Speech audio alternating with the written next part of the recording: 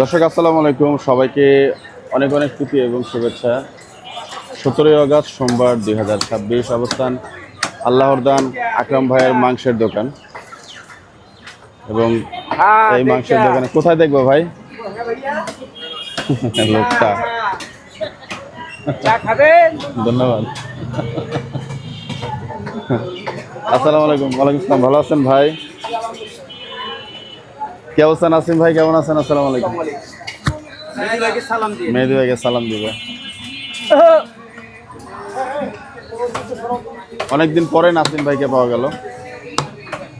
অনেকেই আপডেট জানতে চেয়েছেন নাসিম ভাইয়ের, দেখা যায় না নাসিম ভাইকে। কি অবস্থা নাসিম ভাই, কেমন? আলহামদুলিল্লাহ ভাই, দুইটা জবাই করলাম। আচ্ছা, আমরা তো ভাবছিলাম যে আজকে সিরিয়ালে গোয়াল আছে, সিরিয়ালে গোয়াল, কিন্তু শুনলাম কি না, গোয়াল আজকে না, কদিন পর। মানে বুকিং চলছে এখন। বুকিং চলছে? জি হ্যাঁ, বুকিং চলছে। আচ্ছা, যাই হোক, আকরাম ভাইয়ের দোকানের মাংসের আজকের যে টেক্সচার গ্রেড সেটা একটু আপনাদেরকে দেখাচ্ছি।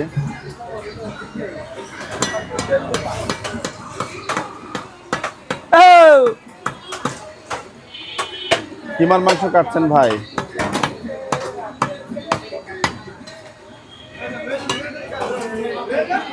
কিমা কাটছেন? আছে কত কেজি অর্ডার কিমার?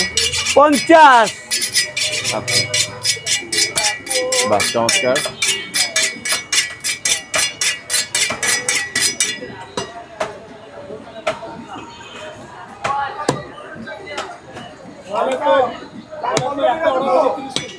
গয়েলের একজনই 30 কেজি। বাহ, বন্ধ করিস না।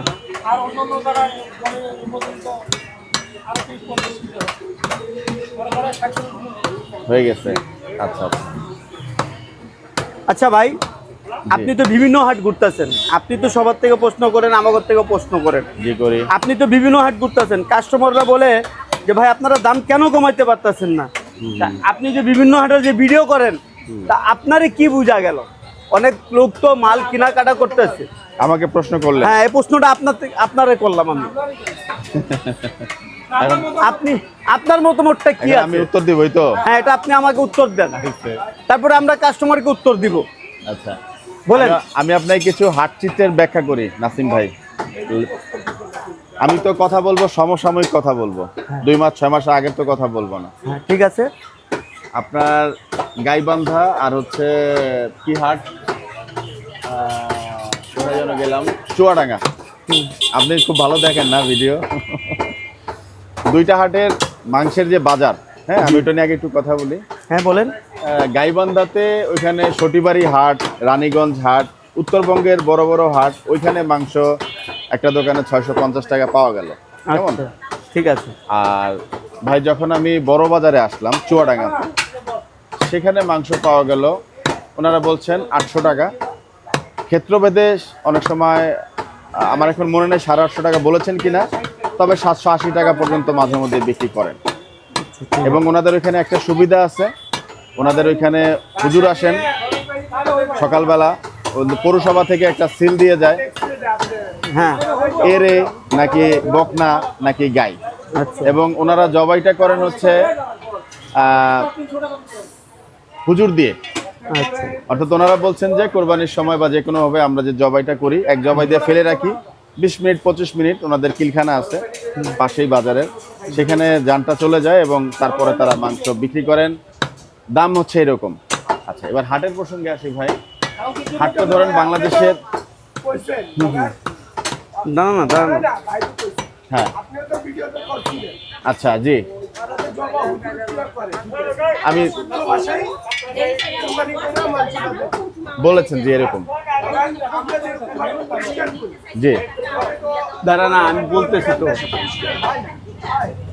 না, ওটা আমরা ভিডিওতে যেরকম দেখেছি, মাংসটা কাটে এবং এভাবে বিক্রি করে। জি জি জি, ঠিক আছে। জি জি, আমিও সে একই, আপনি যা দেখছেন আমিও তাই একই দেখছি। তো নাসিম ভাই, হাটের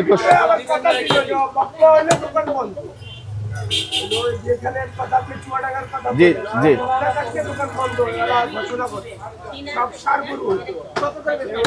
850 টাকা করে, 850 টাকা। এটা আমি তো আমার ভিডিওতে পাইনি, আপনি কোন অন্য কোনো ভিডিও এরকম না? ওরা তো ওই যে বকনা 3টা দোকান দেখলেন, ওখানে কিন্তু বকনাও ছিল। বকনা 1 মানে বকনা, বকনা 2 মানে গাই। এটা ঢাল দেন। তো হাটের প্রসঙ্গ হচ্ছে নাসিম ভাই, এখন সব জায়গার হাটগুলোতে যখন যাচ্ছি, হ্যাঁ, লোকসান হচ্ছে। 2 কেজি ছিনা দিব দিব দিব। ও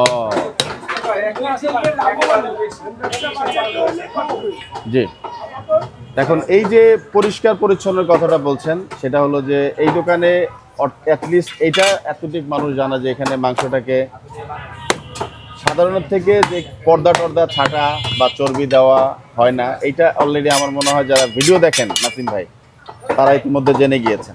নাম্বার 1, এটা কি ভাই? ঘাড়ের রগ।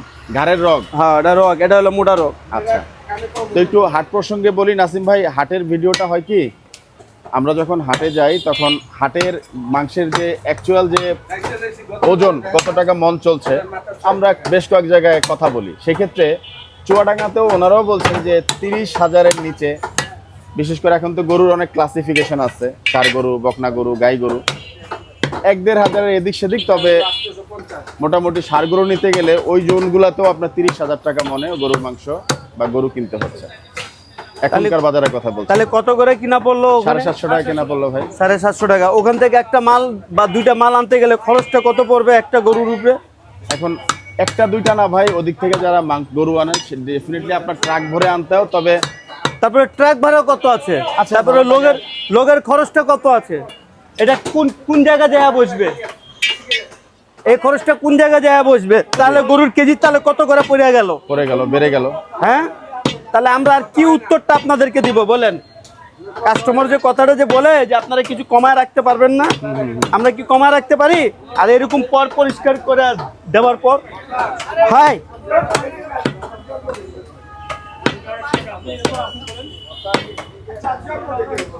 নাসিম ভাই, আপনার এই প্রসঙ্গটাতেই বলি, হ্যাঁ, এমন আপনি এখন 850 টাকা বিক্রি করছেন, তাই তো?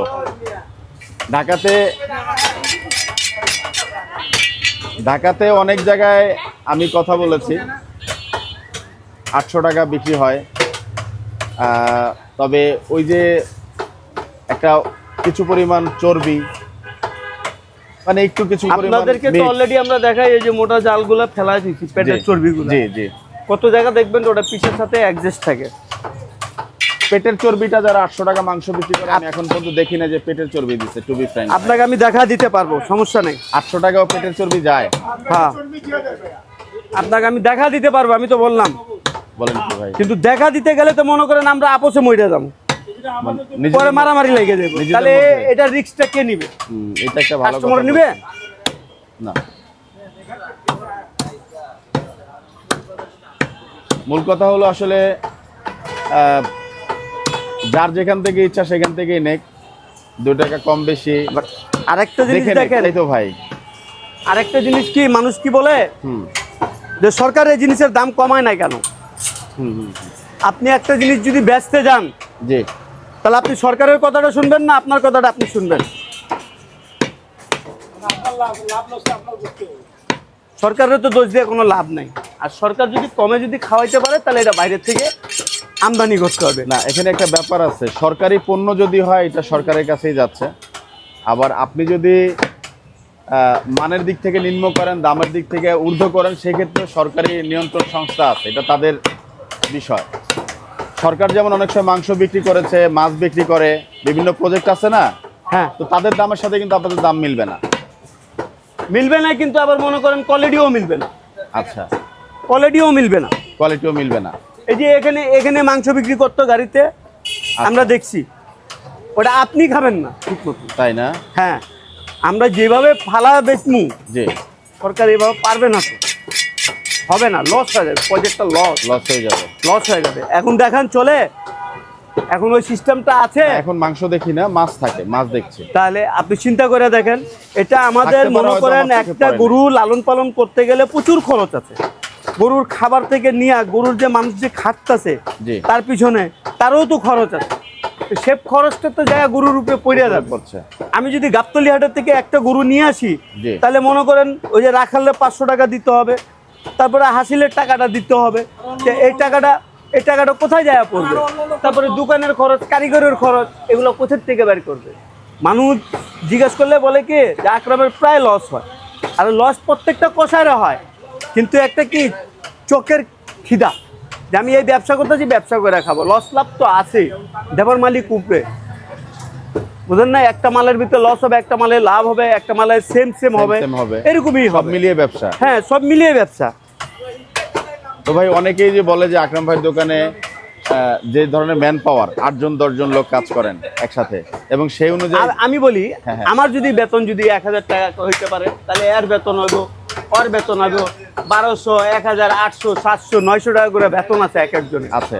মানে আমি কথা দেখাইলাম, আমার তো 1000 না, যাই হোক, মানে একটা কথা দেখাইলাম আপনাকে। জি।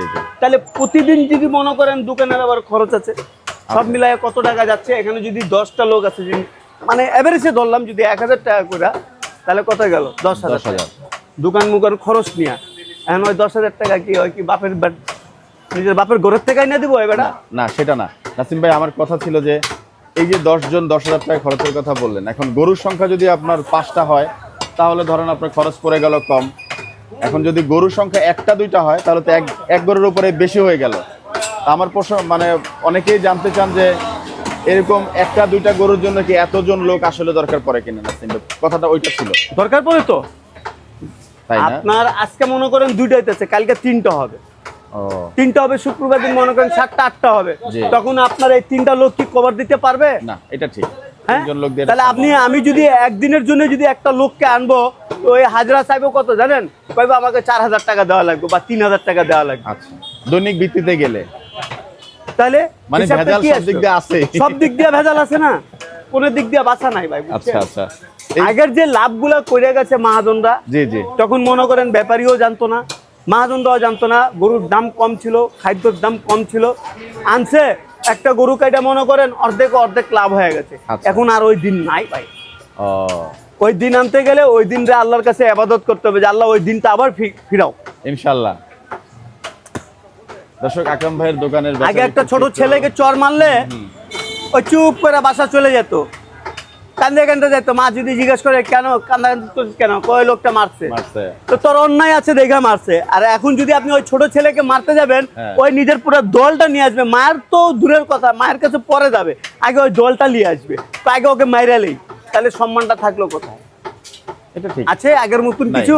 অনেক কিছু পরিবর্তন আগে কি বুঝাবে? আমরা মিস করি আগের সেই দিনগুলো। আপনার কটাকার আপনি ছোটবেলার দিনটা মনে করে দেখেন। জি ভাই, অবশ্যই মিস করি অনেক।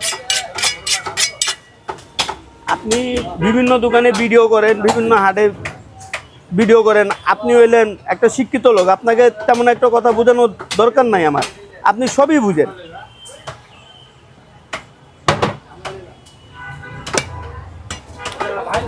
এখন এই যে এই পিসটা থেকে মোটামুটি কেমন, এই এখন শুধু এই ছাটাটুকু কতটুকু খানে দিলেন ভাই, যে ফালাই দিলেন? 10 গ্রাম, 10 গ্রামের মতো। 10 গ্রামের মতো। 500 টাকার বসতে মনে করেন 10 গ্রাম গেল।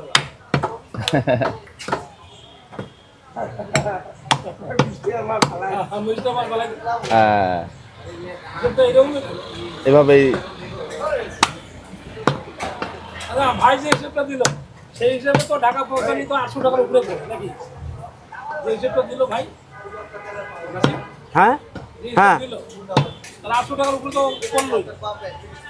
এখন এই বিষয়টা না অনেক সময় হয় না। গাবতলীতে দেখা যায় কি জানেন, অনেক সময় আবার এটা মানে কম কেনা পড়ছে। আরো অনেক কয়দিন সময় পর, ব্যাপারীরা, হ্যাঁ। আরো কয়দিন পর আপনি জানেন না, গরুর ভিতরে হাত লাগানো যাবে না, এত দাম যাবে, দাম হবে, এত দাম হবে।